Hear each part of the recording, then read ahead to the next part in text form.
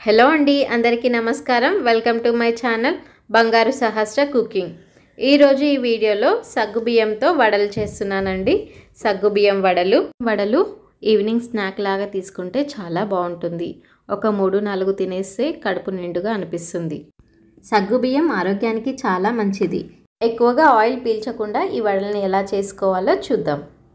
ఇక్కడ నేను 2 కప్పుల సగ్గుబియ్యాన్ని తీసుకొని 2 గంటలు నానబెట్టుకున్నాను. ఇలా నానిన సగ్గుబియ్యంని వాటర్ ఏమీ లేకుండా వడగట్టుకోవాలి.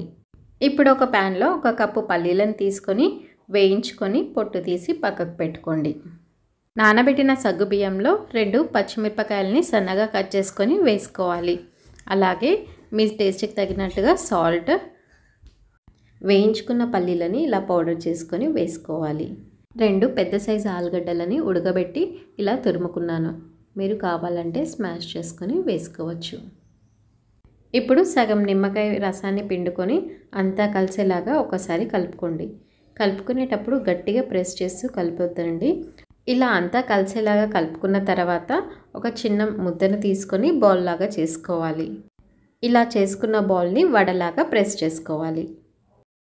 ఇలా చేసుకున్న వడల్ని ఆయిల్లో ఫ్రై చేసే ముందు ఆయిల్ చక్కగా వేడవ్వాలి.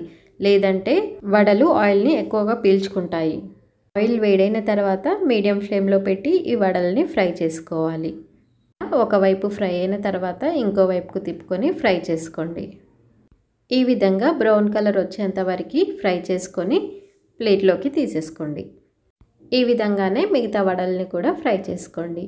ఇంతే అండి, ఎంతో వేడివేడిగా సగ్గుబియ్యం వడలు అయితే రెడీ అయిపోయాయి. చూడండి ఇక్కడ ఎంత క్రిస్పీగా వచ్చాయో. మీకు ఈ వీడియో నచ్చినట్లయితే వీడియోని లైక్ చేసి ఛానల్ని సబ్స్క్రైబ్ చేసుకోండి.